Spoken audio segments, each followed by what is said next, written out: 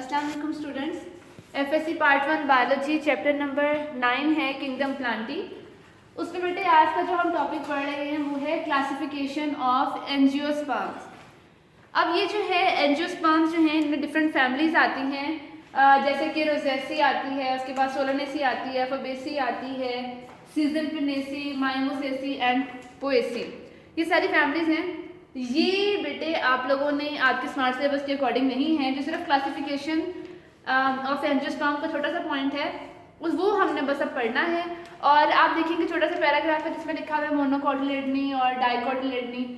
ये छोटा सा पॉइंट करना है। उसके बाद एक डायग्राम है जिसमें जो एक डायग्राम बनी हुई है मोनोकोट और डाइकोट में डिफरेंस की, उसके मैंने पॉइंट्स लिखे हुए हैं, आप लोग ये नोट डाउन कर लीजिएगा ताकि ये जो पॉइंट्स है ना, अगर डिफरेंस आता है मोनोकोट और डाइकोट में तो आपने उसमें ये लिखना।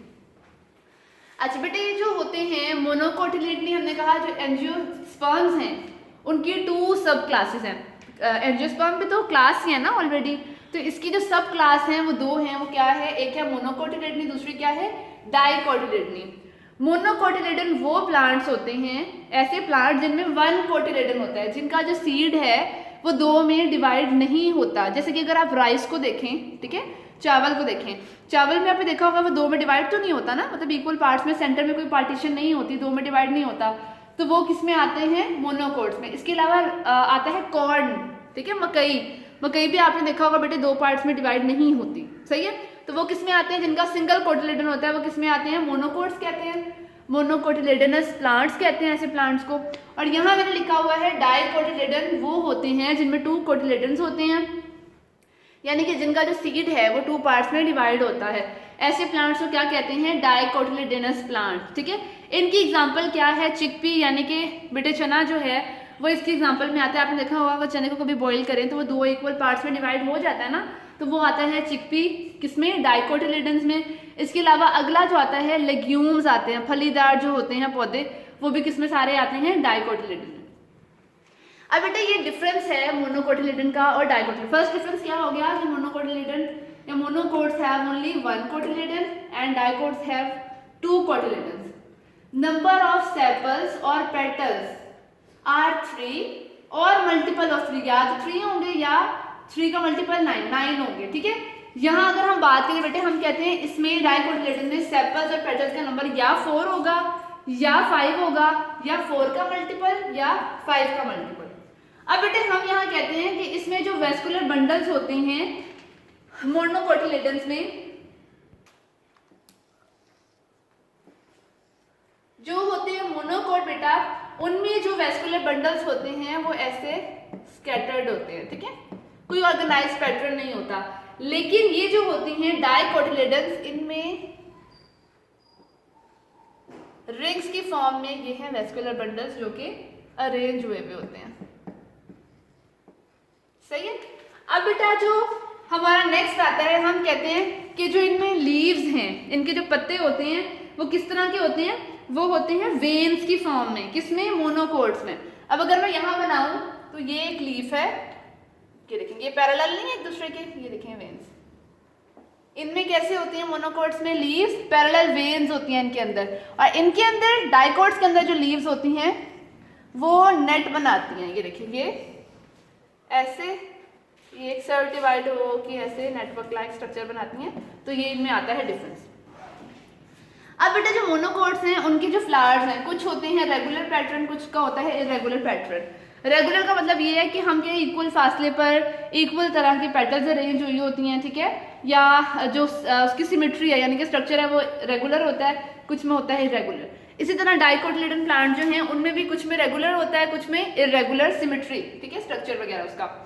आगे बेटे टर्म लिखी हुई है पेटल्स के आगे, पॉलीपेटलस, और एक लिखी हुई है गैमोपेटलस, ठीक है। ये जो होता है बेटा पॉलीपेटलस, इसका मतलब होता है सेपरेट पेटल्स। जो होता है गैमोपेटलस का मतलब होता है फ्यूज्ड पेटल्स।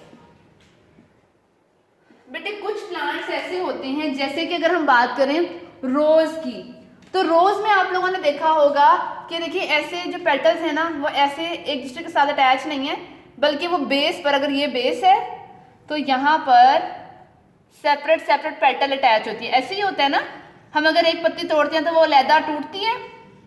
तो इसका मतलब क्या है कि इसमें जो पेटल्स होती हैं वो क्या हैं, सेपरेट पेटल्स, यानी कि पॉलीपेटलस कहते हैं, ठीक है।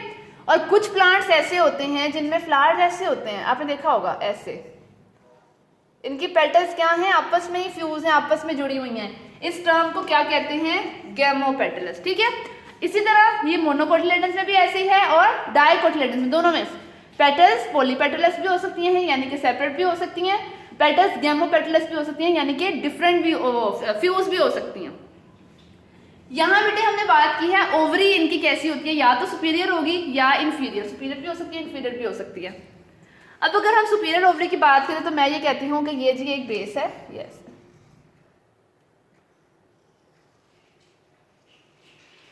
ठीक है, ये ओवरी है,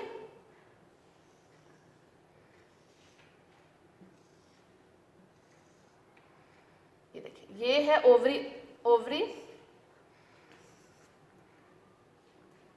और ये है जी एंथर, ठीक है। ये देखेंगे इक्वल ऑलमोस्ट आ रहे हैं, ये हम इसको थोड़ा सा ऊंचाई बनाते हैं कि ये थोड़ी सी सुपीरियर होती है, ठीक है। ये क्या है, ओवरी सुपीरियर है। ये देखें ये वाला जो पार्ट है ना, अगर वो इस पार्ट से ऊपर जा रहा है हम कह रहे हैं ये सुपीरियर है। अगर ये पार्ट इस पार्ट से नीचे हो हम ये कहते हैं कि जी ऐसे होती है, तो ये क्या है, इंफीरियर ओवरी। अब बेटे जो है एंजियोस्पर्मिक फैमिली मैंने आपको बताया, उनके नाम क्या हैं, उनके नाम हैं रोजेसी यानी कि रोज फैमिली, सोलानेसी यानी कि पोटैटो फैमिली, फबेसी यानी कि पी फैमिली, सिजलपिनेसी यानी कि केशिया फैमिली, मायोमोसेसी यानी कि अकेशिया फैमिली, एंड पोएसी यानी कि ग्रास फैमिली। ये आप लोगों ने नाम एक दफ़ा याद कर लेने और देख लेना कौन सी फैमिली में क्या कैटेगराइज किया हुआ है, आपकी बुक में है ये। इसके अलावा जो बाकी आती है बेटे आगे फैमिली की डिटेल्स, यानी कि वो हमने नहीं करनी, हमारे स्मार्ट सिलेबस के अकॉर्डिंग नहीं है। नेक्स्ट लेक्चर में बेटे हम स्टार्ट करेंगे चैप्टर नंबर 11 बायो एनर्जेटिक्स।